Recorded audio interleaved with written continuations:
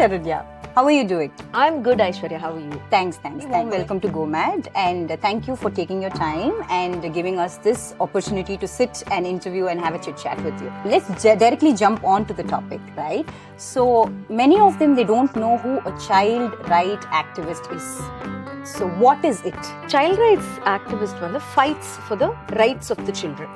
See, children have to be safe, they have to be protected, they have to get education, food, shelter, a good family, they have to belong to a country. All of these are basic child rights.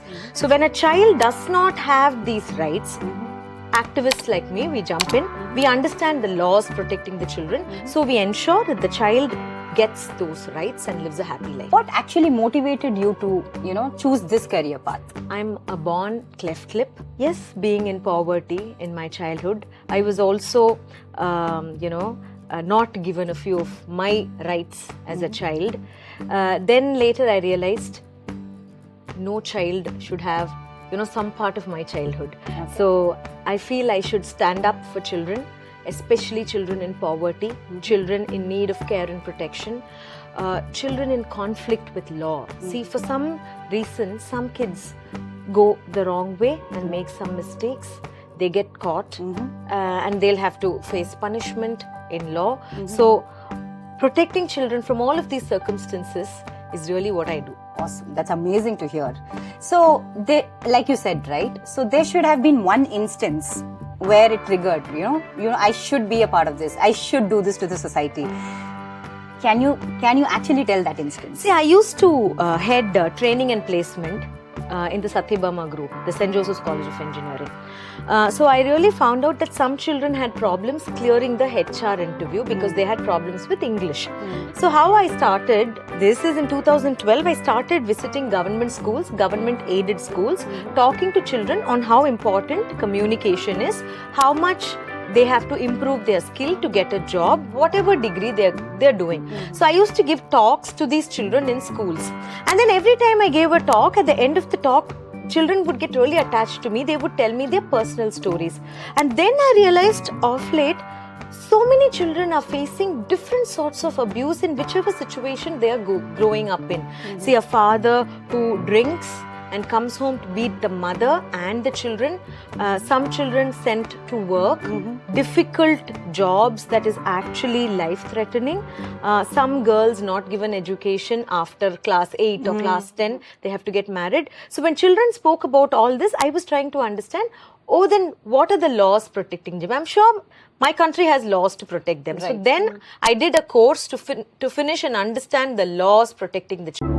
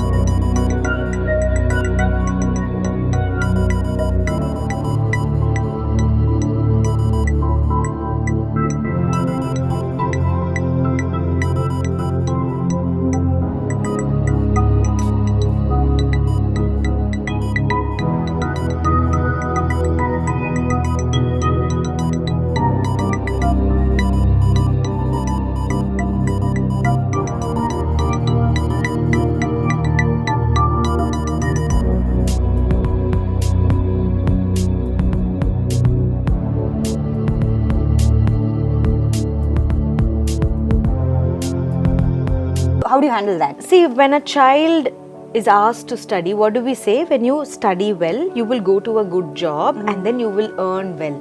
When that earning is happening already bypassing all of this, then there is no motivation, because the need for earning is already fulfilled. Why is there a motivation to study then? This child will not want to study. This child has already started earning. So that's been the most difficult cases, because when we rescue, if the child has already started earning and spending a lot of money, then it's difficult to get the child back on track and say, hey, go to school, because they go to school and put some effort and study and then go to college. What is their starting salary going to be?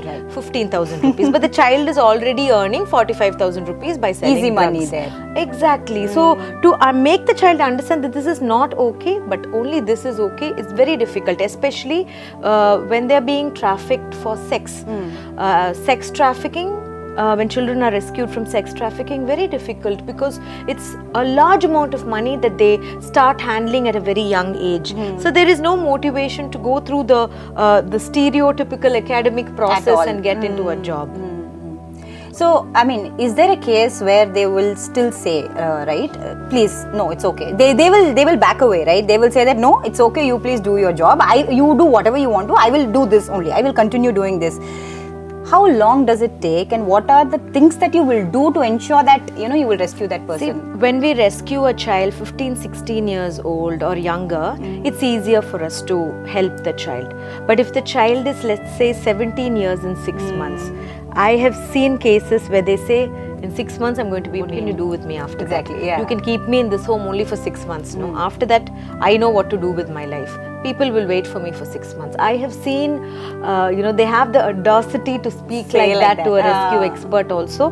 But I only feel sorry for such children, because they're being exploited, and this exploitation will happen for another 5 to 6 years, when their beauty is gone, when their youth is gone, everything is gone. They can't then get back to education and normal life and family. So has there been an instance like that, where after 6 years they sit and think that I should have done that, but I have not done that? So is there?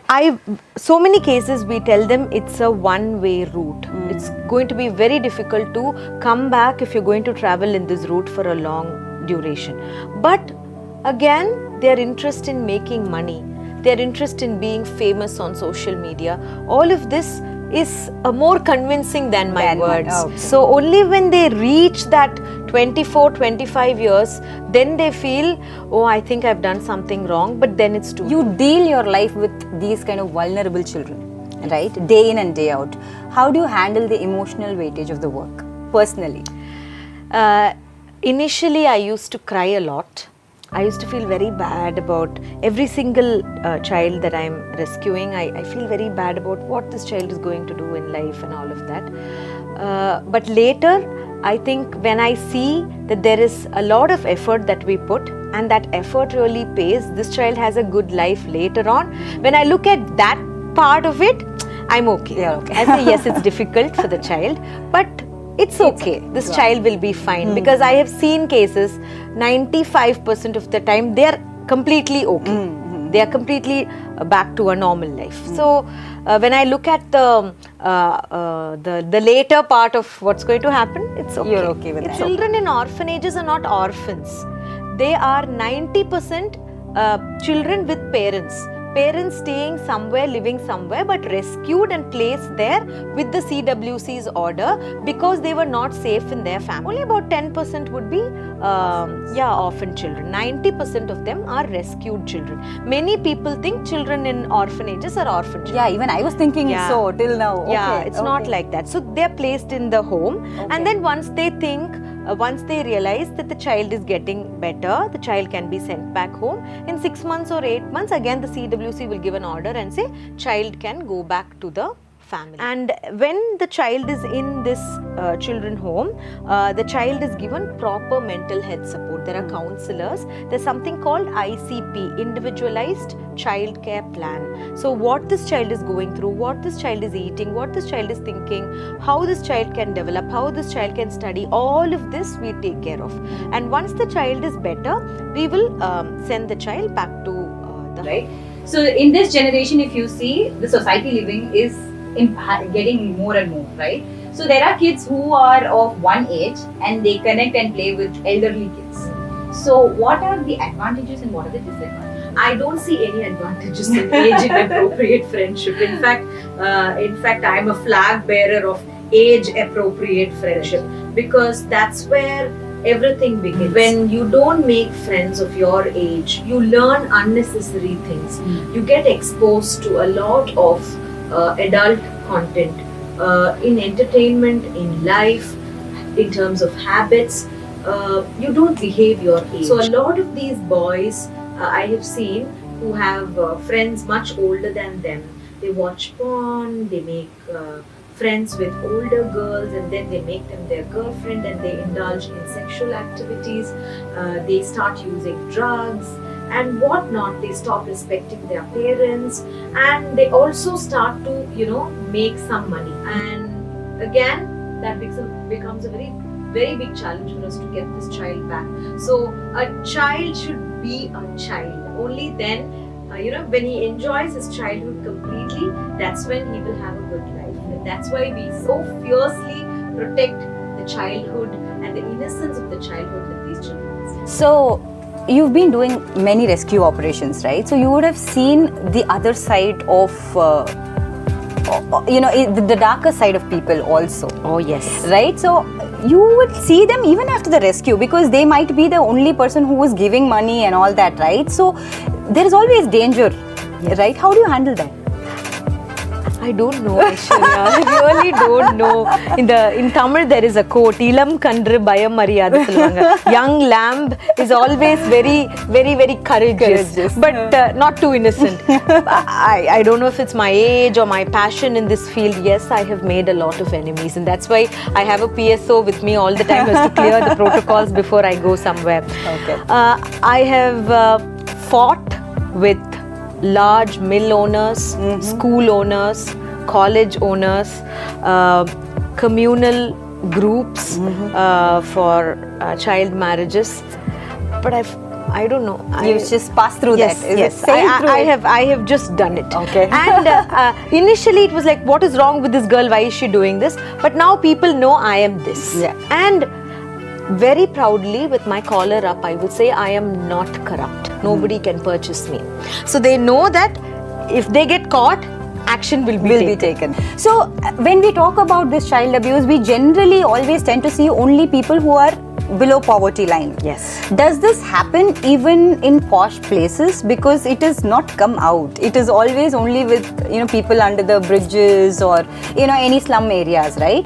There is something else also.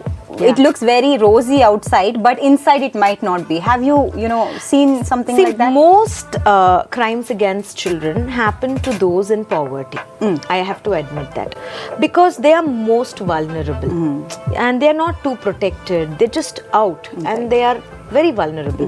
But children from higher economic backgrounds are very protected, definitely protected. But most of what they go through is not by some stranger X, Y or Z, because they are protected. It is by someone they know really well. 95% of the time it's by someone they know really well. How do you balance your personal and professional life? When I am at home, when I am with my family, I don't use my phone. Even the most important cases I have ignored sometimes. Yes, I am there for the society. Yes, I am there for children. But I also have another support system to alter my work. So, yes, I am passionate. But when I promise, I will be there for a birthday party or when we go out for dinner, even if there is a really emergency case, I've learned to say no to it. So yes, family is also important to me, but I ensure that things are done. I will, on a call, I will say, why don't you handle this? But for some reason, even to patients, sometimes they call me late in the night and say, I'm feeling very suicidal and all of that. I will ensure somebody is taking care of them. But I am not there for everybody all the time. I'm also there for my family. Absolutely. Amazing. Wrap it up, right? So what are your advice or thoughts that you want to actually convey to the younger generation out there? Younger generation defines how? Okay. Below 18 maybe. See, children must understand that they are children. A child can be tall enough to ride a bike, but he cannot have a license because his frontal cortex is not developed enough. His decisions are wrong. Whatever he does is not always right. Should I overtake here or no? He won't know. Should I marry this girl in this age? He won't know. Is this girl good or bad, or is this boy good or bad to be a life partner? They won't know. So when you are in a state where you cannot make the right decisions, it's very important that we take the help of elders to make decisions. It might seem as if you know everything, but you are very, very vulnerable. And in the eyes of law, even if you are 17 years, 11 months and 15 days old, you are still a child. And it's our duty to protect you. And it's your responsibility to listen to us and to take all the opportunities around you for good. It's easy to be spoiled. It's easy to be bad. But it is a little difficult to be a good child. But that effort they have